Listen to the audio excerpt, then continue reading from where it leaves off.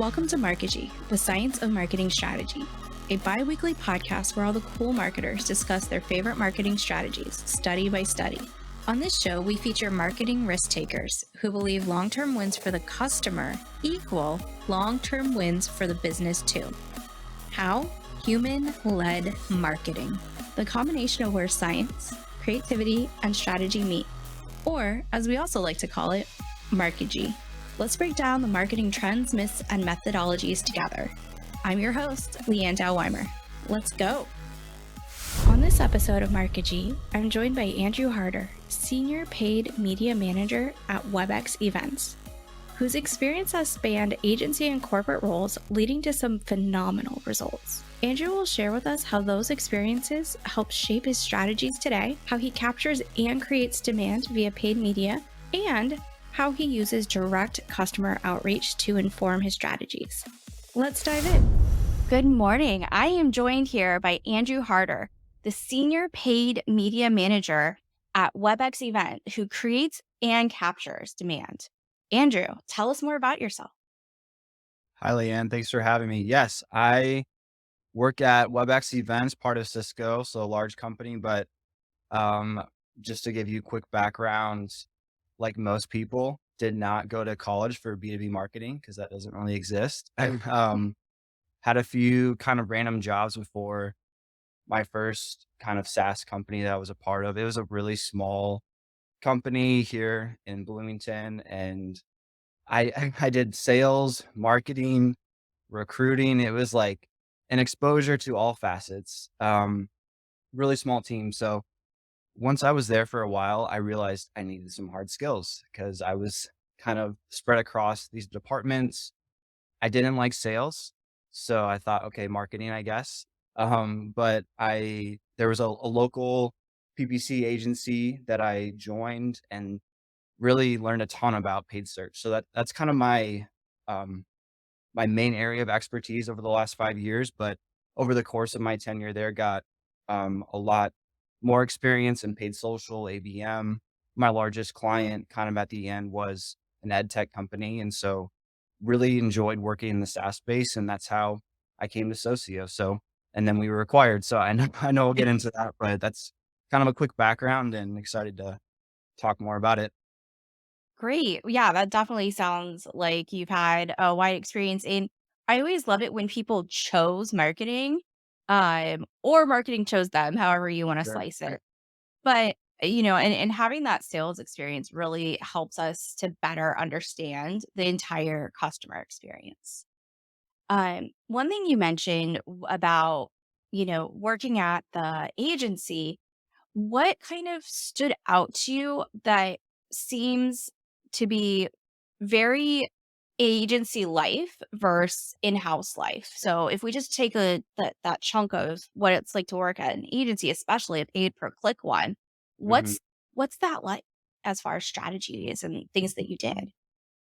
Yeah, it's obviously very performance driven. I mean, that's how you retain your clients. That's how you grow budgets with your clients, which then grows your revenue. So obviously very focused on that. And I think a lot's changed since I've gone in-house. And that was kind of the reason why I went in-house, because I knew I wanted to go deeper into marketing as a whole, just like as a function, but also like understanding on the B2B side, especially like revenue. Like with B2C and e-commerce, it's a lot more straightforward. If you're working at a PPC agency, you can really understand what's working, what's not. But with B2B, it's a lot more complex. So to answer your question more directly, it's when you have clients, like, you do try to understand their business. Of course, you get to know like how they operate, their audiences and all of that. But at the end of the day, you're really just optimizing in the platforms. And so you miss out on a lot of, again, speaking like B2B specifically, you miss out on a lot of like what's working down funnel, the feedback loop with sales, like customer team, like all those like really essential inputs you don't have. Um, yeah, I would say though it's great for anyone listening that is at an agency right now. Like you learn a lot more, a lot faster. I think in terms of like how to work in platforms, how to optimize, especially if you're able to work across different verticals and just getting kind of a grasp on those things. So that was very beneficial. But you're gonna hit like a ceiling at some point and like how deep you can go. Yeah, definitely. What I felt like was when I was in a similar role was I felt kind of siloed where like I was operating in a vacuum and I always wanted to be more connected to the entire funnel like you mentioned. Mhm. And then another part is the getting to know the audience part. And that's really what on this podcast we love talking about how we're human centered and customer centric. Mhm. So, now that you've kind of transitioned into your new role, like how has that changed to enable you to do the things that you were hoping to do? Yeah, so I when I joined Socio, a little over a year and a half ago, it was like Series A, so it wasn't like a startup though. I mean, it was at that point, it survived the pandemic, which was huge being an event platform company because it was just in person, and they did an amazing job, evolving to virtual, and that's when virtual was huge, and it's funny, like, just a year and a half later, like, virtual's died down a ton and in-person's really back, but, um, that's a different topic, I guess, but, um, it's it's allowed me to, like, really go deeper, like I said, like because it was a small marketing team, like, I was the 4th marketer, there was a content person that was hired at the same time as I was as well. So even though, like, I was hired really to run, like, the paid program that was responsible for majority of, like, inbound, MQLs and revenue, I was able to do a few other things, like, especially, like, the big kinda learning curve for me was understanding, like, HubSpot, like, that's the CRM and marketing automation that we use, and so it took me probably a month or 2 to really get my mind around that, and instead of just looking in Google to see, like, what's converting, like, actually looking in HubSpot and seeing what's converting down funnel. I mean, that's just a very specific example, but I'm able to look at, like, the full funnel of things and, like, what job titles are converting, like, what accounts, we're really capturing and, like, the buyer committees, like, how many people, like, what levels, like, all those things, you can't see unless you're in the CRM, and I think, for any marketer, like, no matter, like, what department you're in, like, being able to get your hands on that data and understanding that is essential for then, like, putting together a strategy and executing it.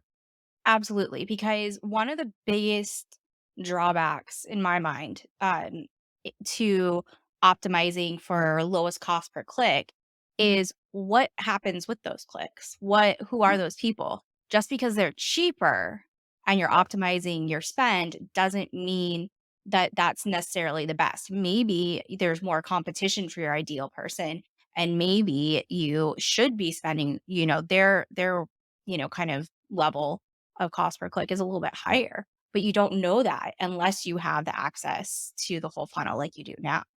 Um, Yeah. and I mean, HubSpot's, one of the bigger players, but it didn't used to be, and they got bigger because they give Mhm. you the information you want. Um, so now now, you mentioned being on a team of like 4 people. Has that kind of been consistent or has that changed as Socio was acquired shortly after you joined? What's that been like? Yeah, so that I mean, it's changed a lot. 4 months after I joined, we were acquired, and at that point, we had hired a few more marketers, so I think we were around, like, 7-ish, 7 or 8, but then a year after I joined, we were at 20, so we saw, tremendous. Obviously, when you're acquired by a Fortune 100 company, you have more budget, you're able to grow the team, there's a ton of investment, if obviously, WebEx, is part of Cisco. Cisco is primarily hardware. They've invested a lot in software companies, so they're really pouring a lot of resources into those teams, and that's why we're still, like, standalone. We did rebrand from Socio to WebEx Events to be a part of, like, the larger WebEx portfolio, but we do have a dedicated team of, like, 20 marketers just to WebEx Events. We do support, um, kind of like the larger ecosystem and like enterprise deals, which is some like another topic, but it's changed a lot because we do have a fully built out content team, like writers, video, just a content leader, email marketing, social, like organic social, like so very built out content team, which is critical, obviously, to Yeah. marketing team. And then it was funny too, when I joined, we're an event software company. We didn't have any event marketer on our team. So we hired someone, I think probably 3, 4 months later, and then that person's been able to like hire out. And so there's 3 people on that team. And so, there's other departments too, like partner, customer.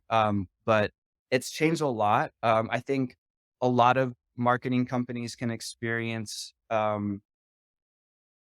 like, you can even get siloed within your own team, even though we collaborate a ton. Like, it has changed a lot in the sense of how we work together. And even though, and we hired someone else to work with me on the paid team because our budget grew a lot. We expanded into a lot of different channels. And even though, like, Crystal is the person that works with me on the team, we work on paid. We have so much need to collaborate with content, but also, like, we're kind of on the front lines and seeing, like, what's converting, like, what demand is there. So, like I said earlier, in person's really back, whereas a year ago it was like all virtual. So we're trying to provide those inputs to the content team.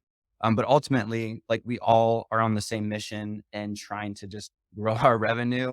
And there's definitely been lots of challenges with just the changes in the landscape, and our competitors have definitely seen some difficulties. So yeah, a lot of changes. We'll just put it bluntly. Yeah, I mean, that's 5 times the amount of people, and so that makes it infinitely more complicated when you're communicating. But it's also, every marketer's dream is to have more resources, right? Whether that's content or that's any part of it, because it really does interact and play well together. It's one thing that I saw happening was that these smaller businesses would hire an agency, like a pay-per-click agency, but they wouldn't have their organic channels support the way that they needed to. So now you have the not the luxury, but the, appropriate level of content support so that when you send, like an ad, they go somewhere and it matches and it provides more value and they're Mhm. able to keep that branding across channels. Sorry if I'm like, No, spoiling what you might have said. no, Um, it's good. No, it's good because, I mean, and to take that even further, like, really, we're building out, like, a full, like, ABM, strategy right now, and the alignment with sales is, like, so critical to, like, so your point about, like, paid and organic being the same, like, you need sales to be speaking the same language, and a lot of times, like, they know better, like, the language to use because 'cause they're speaking to prospects, like, daily. yeah. Whereas, we're in our own little back corner sometimes just looking at the data that we have, but we're not having those conversations. So I think it's super important. And to your point too, like, when you're at an agency, like, you're not seeing those things, like, and I kinda talked about that earlier, but it's so critical to have that collaboration. And it's a challenge because things are always changing, and different teams are seeing, different numbers, they're focused on different outputs, but ultimately, like, being on the same page and having the same messaging, like, goes a long way. And I think some of the SaaS companies are doing well right now, and that I really like from, like, a just a branding standpoint, like, they do what you're describing, like organic, paid events, like, everything is together and unified. Yeah, the alignment really stops us from, creating that kind of Frankenstein marketing Right. where one thing doesn't, it's all just kind of happenstance, like stitched together. One of the things you mentioned was you mentioned it offline, but direct customer outreach. So, what does that look like in your setting and how do you use that? Yeah, so this is something, and maybe we'll get into this more after speaking about the customer kind of feedback loop, but for paid social and kind of for I always split it between, like, demand capture and demand create, which is kinda why I have that in my LinkedIn, like, name or my title or whatever. You know, demand capture being paid search, review site like Capterra, um, creating demand being like those channels. And it's not strictly to pay, like, it goes across organic events, community, all of that. The demand capture is very straightforward. You look at numbers, you look at revenue, it's very simple. The demand create, you need other signals and you need other, like, inputs. So, um, over this past year, like, my and kind of the agency background is still very, like, direct response, kind of lead capture, even on paid social. And that just doesn't, it can work in some settings, but majority of the time, especially B2B, there's a million touch points. You're not going to see ROI from those types of activities and campaigns. So, the reason for doing customer research, and I know it was funny, like when I went to our customer team and I was like, hey, we want to like talk to some customers. We're not trying to get case study. Like when marketing goes to customer team, it's normally, hey, we need some case studies. We need some like marketing materials. I had to frame it up as, hey, we want to like improve what we're putting out on like paid social specifically. We want to move from that traditional kind of lead gen to like actually like speaking to pain points and just building credibility there by actually like giving our target audience. So for us, that's, event marketers, field marketers. We have a lot of like nonprofits and higher ed. So the titles are different, but people that are doing events, we want to speak to their pain points. So like, how do you solve virtual fatigue? How do you improve like your post event, like follow up process? Like, how do you make in-person events, like a lot's changed with the pandemic and everything. So like what's different and how do you improve your like all those like specific things? Like we just want to distribute that like in feed on the channels that our customers are actively in. And so we had like a set of questions. There's experts on LinkedIn that are much better than I am, and I gathered some of my questions from them, but it kind of got at like the buyer journey. So, for paid, but again, this can apply to anyone on a marketing team, like understanding where your target audience is hanging out, and that changes. It's crazy how much it changes with, like TikTok is, been huge for a while, but for B2B, there's still a lot of like, Will they, won't they? yeah, like, is that effective? But like, there's so many different channels. And so for us, like, we just ask like basic, like, what channels do you get your information from? And it can be a mix. It's not just social. Like there's also like kind of like third party sites, and different communities. And it was almost every single person said like Facebook groups or LinkedIn groups. I was actually surprised how many Facebook groups are still like active, but and like for me as a marketer, I'm a part of a few different Slack groups. So I know like how much is, kind of like that dark social, like you can't track that stuff, but there's so much going on behind the scenes. And so for us, like getting back to like your question, like we were able to ask them like buyer journey questions to figure out like, are we in the right channels? But also like specifically like what content is helpful for you? Like, what do you like to see? What do you consume? And it did get into kind of the gated versus ungated conversation. Um, Another topic you can probably have for a podcast. But we did ask those questions and, it did get into some of the product questions as well for us to figure out how do we differentiate ourselves from our competitors. And I would say like in hindsight, I wish we talked to more customers that weren't, they were kind of like customers that we would have like in a cab, like a customer advisory board, which is great because they're very willing to talk to you. But I would have loved to talk to some of our customers that maybe, you know, didn't love certain things just to get more of that feedback, to understand that. Um, but yeah, it was super insightful. It did inform a lot of our paid social strategy. So we were able to kind of get like a 20% test budget to actually take these learnings. We had a bunch of like virtual events that our event team did, broke those down into like bite-sized messages that we could then distribute through primarily LinkedIn. And it's been actually like very successful for us in just a few months. But yeah, I'll stop there. And No, it's so much. There's so much. And so one of the things that, obviously is so huge in that customer-centric marketing is the customer in that communication and the communication flow and the Mhm. research. And one of the things that I personally want more of is those customers that didn't become customers. I Mhm. want more of the people that were like, "This is not for me." Because Mhm. I wanna know why. I wanna know what about it. Was it the time, place, investment, qualities, offerings? And that's probably my product marketing lens, right? Yeah. Because those lost deals will teach you so much. And that's what you were almost alluding to was you wanna Right. know the negative feedback. Right. Um, and so I think it's really important for any team but it's also not typically the paid team that goes after these things, and I Yeah. think that's why it's so cool that you do it, because you saw the need and you went after the right way to do the marketing. Um, have how long have you been able to do this outreach, and do you think that there's been any, like, measurable improvements that you've seen since doing it?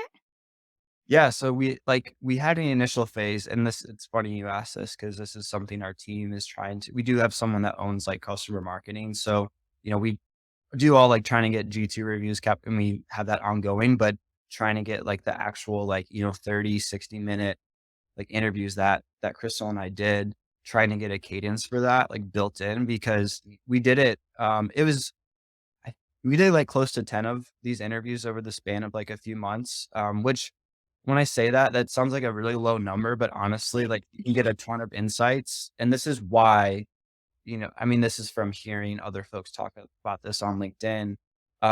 It's not about like the quantity, because you can get those metrics from other things. It's about like that qualitative feedback and actually like speaking to, and for us, we like four like core ICPs. So we're able to speak to each of those ICPs and get specific feedback.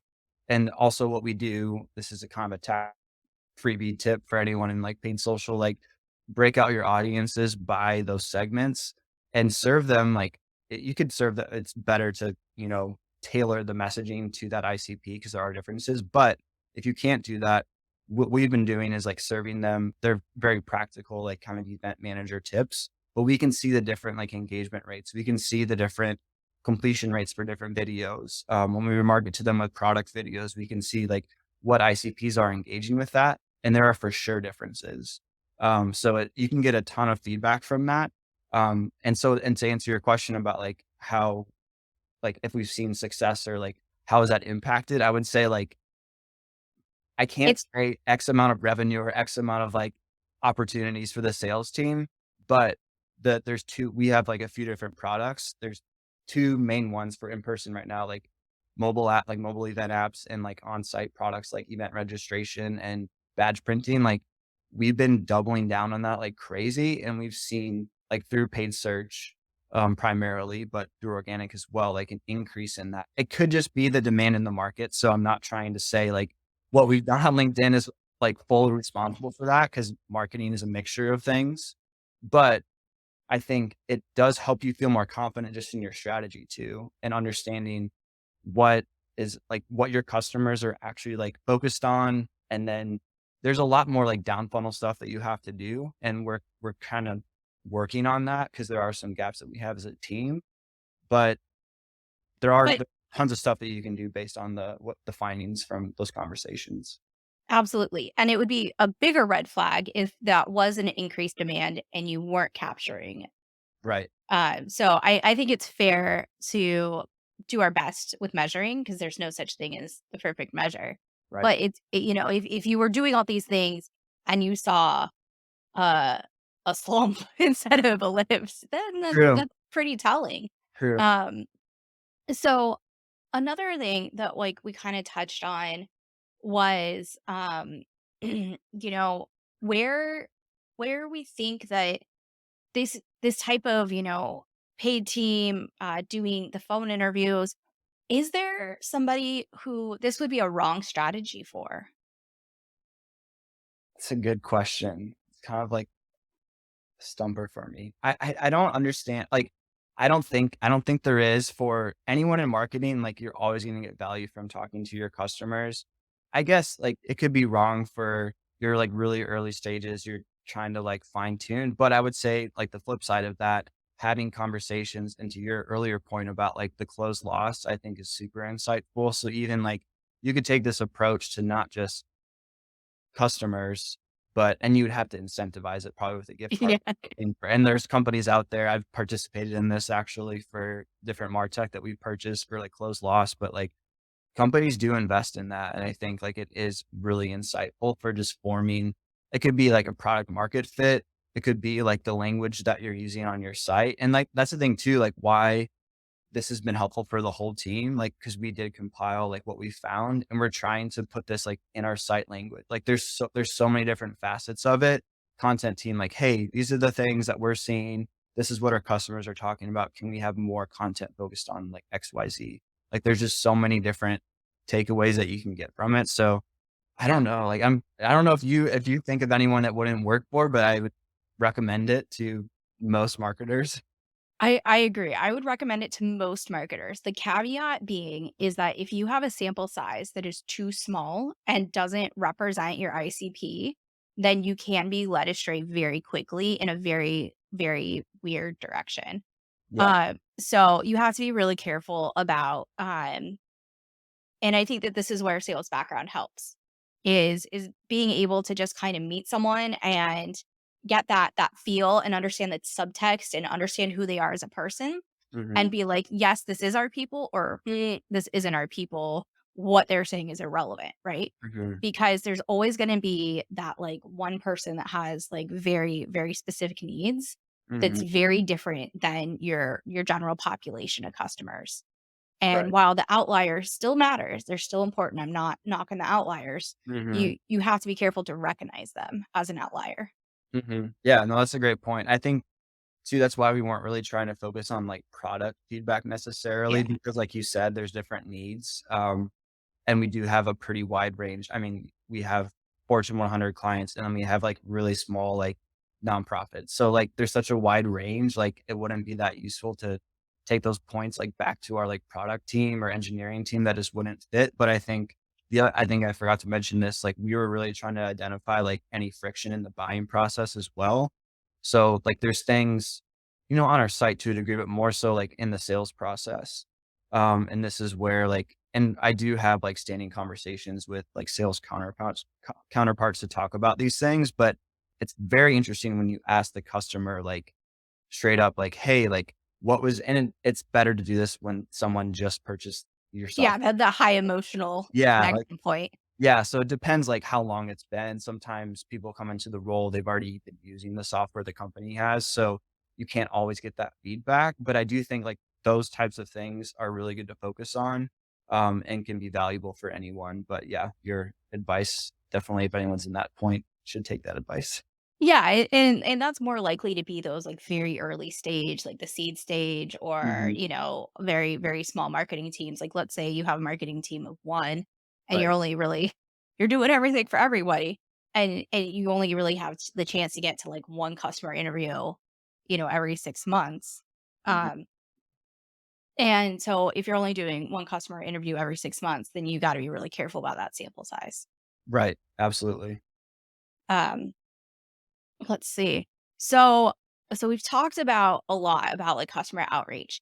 Now, you mentioned that, it's kind of shifting right now between the live events and the virtual events.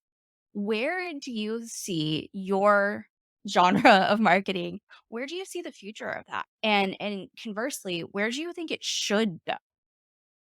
Yeah. So yeah, I guess speaking to, And paid yeah, search. yeah, Yeah. yeah, I would Paid say, social, paid. yeah. And yeah, it gets, I know there's, one person marketing teams that are doing all these things, but I think the biggest shift, it's more in like that demand creation, like paid social side, of things for sure. Like, I mean, it's funny too, like we're recording this when like the quarterly earnings just came out for like Google and like Meta, and I didn't see LinkedIn's, but like they're all going down. And that's, that happens when the economy is going down, there's less advertising.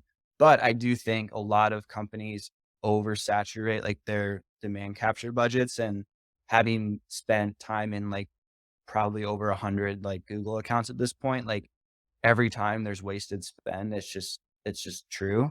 So I don't think like there's a concern, like if we're going into a period of where like, paid budgets are gonna be cut. I think some people might panic and be like, "Oh no, like we're not gonna be able to like capture all the demand." I think maybe that's true, like if your budget's really cut. But I do think, um, to speak to like what the future kind of should be is a lot more focus on speaking the customer's language and delivering, like taking your content, your event team, whoever, like whoever's creating this content. Like I always, frame it up as paid social. Like the paid team is supposed to figure out what content is going to speak to like customer pain points, build credibility. It's more than just like thought leadership. Like I think that can be a little vague sometimes. It's like very specific, and it has to be. There's lots of different pain points, so you have to figure out like which ones are most important to speak to, and like what content you have. But I think, and this is a different skill set. Like this is something that I've had to lean into a lot, and it does get more into actually doing marketing. I would actually say like paid search and stuff is just more like straight up just like advertising and like sales essentially, like you're trying to capture that. Whereas when you're creating ads for LinkedIn, Facebook, TikTok, whatever it is, like you really have to know who you're speaking to and like what's going to resonate with them. And it definitely gets that measurement too. Like you can't look at it the same way. You can't do, and I'm not even talking about first, last, first multi-touch attribution. Like it's much more than that. It's like holistically, like what are the few things that you want to do on like the paid side for like creating demand? Because there's finite budget, there's finite resources, and figuring out like, okay, like for us again, like in person is huge right now. We're gonna like double down on that. We're gonna try to speak to that. We're gonna see what messages are resonating, and then it's just a constant feedback loop. Um, like for us, like we're constantly asking sales, like, what are your conversations? Like via Gong, like listening to recordings, like things like that can really feed that. But I think coming from the agency side, most people just look at those numbers. They just look at into your like what you were saying earlier was like so spot on. Like who cares about like CPC or even like cost per conversion if you're just looking at the original conversion point versus like the full funnel. And that this also to tie it together, like if you're building like credibility and speaking to these things, like it's actually going to create much higher conversion rates down the funnel. It's going to shorten your sales cycle. It's going to, when you look at like pipeline velocity metrics, all those things should be improving if you're doing this correctly. And like, I'm probably oversimplifying it. I know, and it's like really difficult. Like I'm in this role, so I understand how difficult it is. But I do think, um, paid marketers who can, paid media marketers that can like refine their skills and copywriting, customer research, all those things are going to be so critical. And I think like paid search is just always going to be there, but really getting those skills and that. So I hope that made sense. I was like touching on a few different topics, but I feel pretty passionate about the different approaches between demand capture and demand creation. Yeah, absolutely. I would argue that to your point that there is not a separation and that we all need to be great at marketing 101 in order for any one of our different tacks or tactics or strategies. It's just it's always going to fall flat if we're not good at the making that basic marketing shine through Hmm. and understanding and getting better at like the core capabilities. Totally. Yeah. Yeah. It's hard, but It's impossible because it's always changing, but, right. that's the thing is that we need to evolve and change with it, and that's what I think is really cool about marketing. Yeah, for sure. Awesome. Well, I appreciate you so much for coming on this and sharing your depth of wisdom. If someone wanted to get a hold of you or have a conversation with you, would you say LinkedIn is the best place to find you? It is. It's like the only social media account that I have. It's funny, like, I mean, I work in, like, paid social, but I actually am not a huge, like, social user. I So, feel like like that's pretty normal. yeah, linked I mean, I'm one of those I have a Facebook account because I needed to access Facebook ads. I don't use it. Huh. Yeah. I guess I'm a dad, and I haven't gotten on TikTok yet, so, like, I need to, um, get on that eventually, but, yeah, LinkedIn, like, definitely, like, reach out to me, connect with me, message me. I love having conversations about marketing, obviously focus on paid, but I love talking about all different, aspects of it. So yeah, you can reach out to me on LinkedIn. Great. Thank you so much. And if you're listening to this episode and you want to get a hold of me, I'm also on LinkedIn. My name's a little bit harder than Andrew Harder. Uh, Not fun. but Leanne Zellweimer, and then I've got to plug it. Please like, subscribe, listen to, give feedback for this podcast, Markegy, strategic marketing. And I'm available, Leanne Zellweimer. So thank you so much for joining us today. Thanks, Leanne. Thanks for having me. Thanks. You've been listening to Markegy, the science of marketing strategy. If any of the strategies we talked about today inspired you to learn more, try them. Remember, the perfect strategy doesn't exist, only the one that gets done. Subscribe to our show on your favorite podcast player to make sure that you never miss an episode. Thanks for listening. Until next time.